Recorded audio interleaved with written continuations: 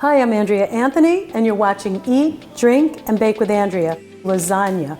And in that recipe, I'm gonna make it really simple for you. I'm using a great sauce. It's called Dell Amore. It's a premium marinara sauce, and you will absolutely think that this is homemade.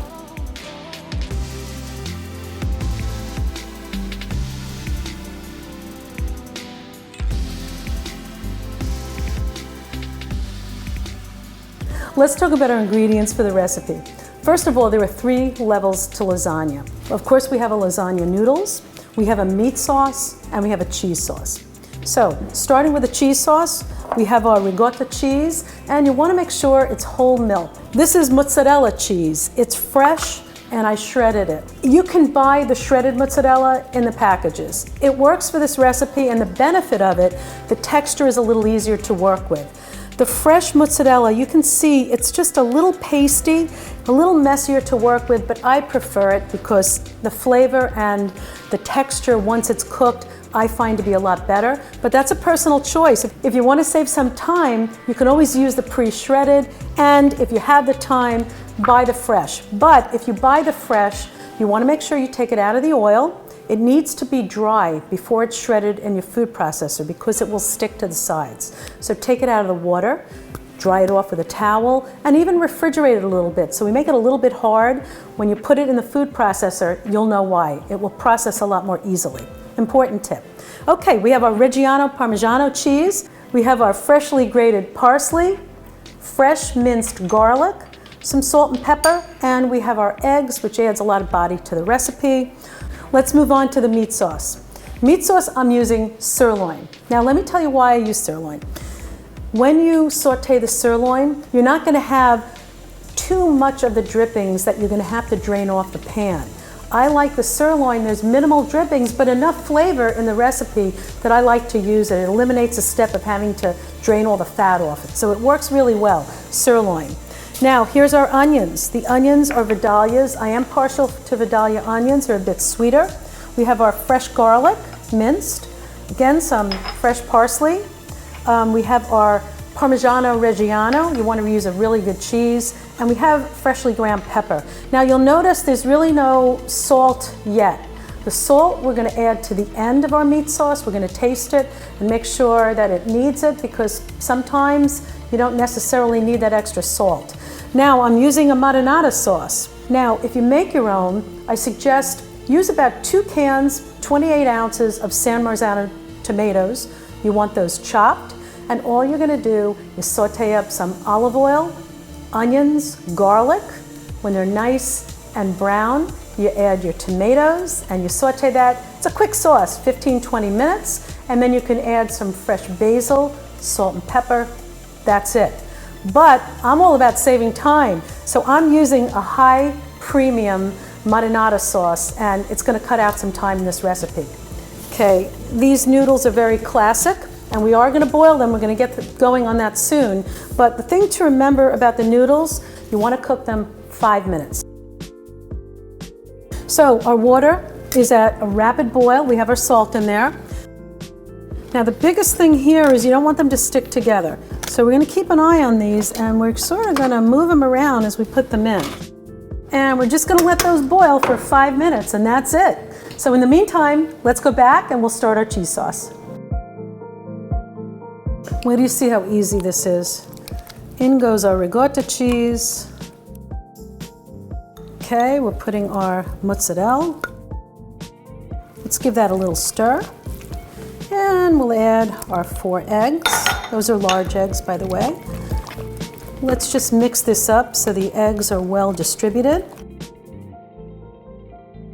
Our Parmesan Reggiano, fresh parsley,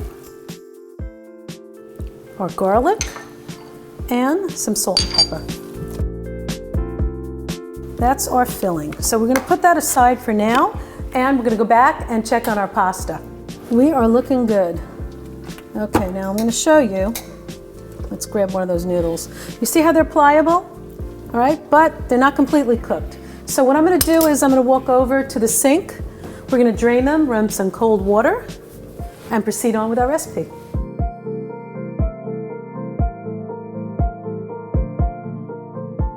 You can see that these are nicely prepared. Notice how they don't stick together.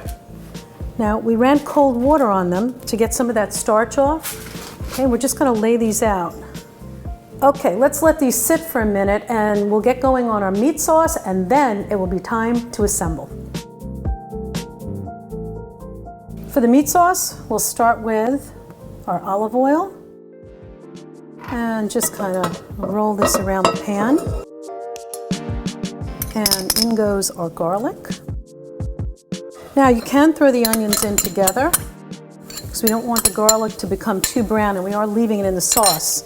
So in situations like this, you can throw them all together, and let's mix them around. You can see why we want this surface area.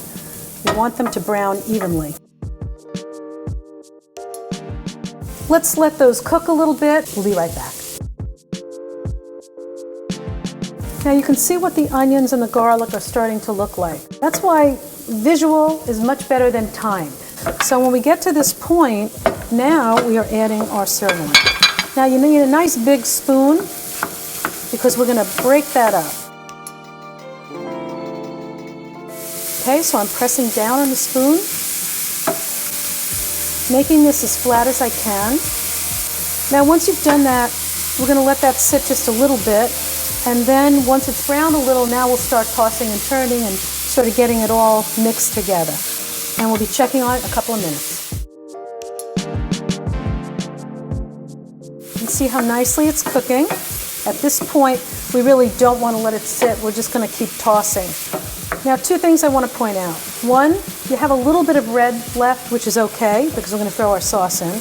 And two, notice there's not a lot of drippings, but there's enough in there so that we can have the flavor that comes out of the meat without having to stop and drain. So that's another time-saving tip. It pays to spend a little bit more money on sirloin because we're not dealing with all the fussing, mussing, and fussing with draining. Hot ingredients, nonetheless. Okay, so now let's add our sauce for that beautiful tomato sauce. Classic marinara. Now we can also add some of our freshly cracked pepper. It's usually to taste. I say about a half teaspoon to a teaspoon, depending upon how you like it.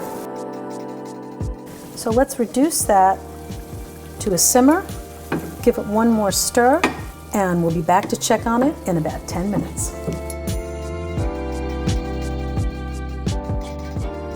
Just wonderful. And actually, I was using a premium marinara sauce today. So look at these chunks. I mean, it's beautiful, beautiful recipe. Now, something to point out. At this point, we're shutting our flame.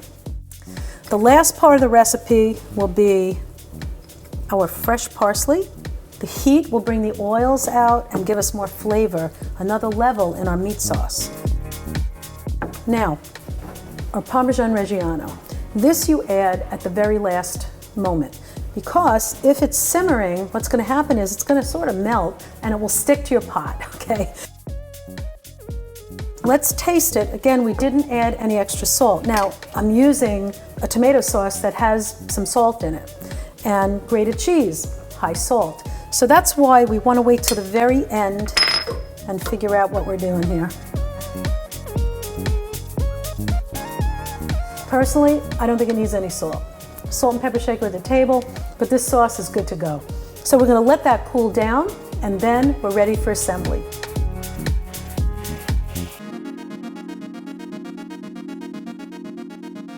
We're ready for our layers.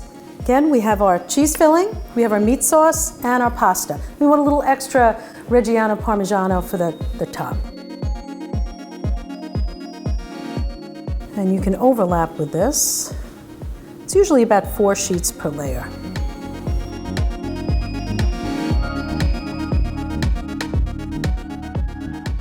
We have another layer of meat.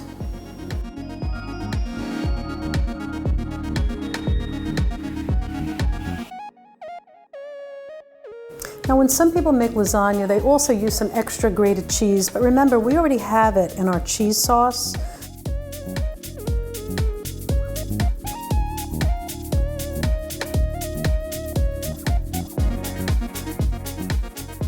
And finally, we top off with the rest of our meat sauce. Oh my God, that's beautiful. And it just smells so good. And that's it. We're gonna top it off. A little Parmesan. Right. Now, we had a little bit of reserved mozzarella. Okay, we're just gonna put that over the top. So we are looking good. Now, at this point, we're going to bake this at 375 for about an hour until it's nice and bubbly. Now you always want to check the middle because sometimes it will bubble on the sides but the middle isn't quite hot enough. So you want to just get in there with a knife and just give it a little bit of a test. But when the middle is hot and it's nice and bubbly, you know it's finished. Now the most important step about lasagna, it needs to sit for about 15 to 20 minutes before you cut it so we get those nice pieces that hold together. Very, very important that it rests. And we're going to cover this loosely with foil when we put it in our oven. Okay, so let's walk this over.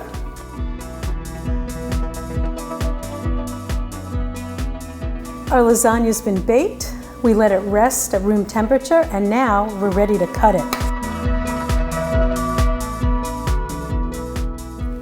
Absolutely beautiful. And there is our homemade lasagna. Now what I like to do, I like to make a little extra sauce. You'll have enough sauce to put a little extra on the side, so I like extra sauce on top. So make sure you have a little on the side on the table. And of course, a little more Parmesan cheese, and it's just a really hearty, stick to your ribs meal. Enjoy. Please visit my website, eatdrinkandbake.com, for great recipes. Follow me on social media at Eat, Drink, and Bake. And remember, no competitions here. It's all about great food, easy to follow instructions, step-by-step recipes, and enjoying friends and family eating together, and that's what it's all about.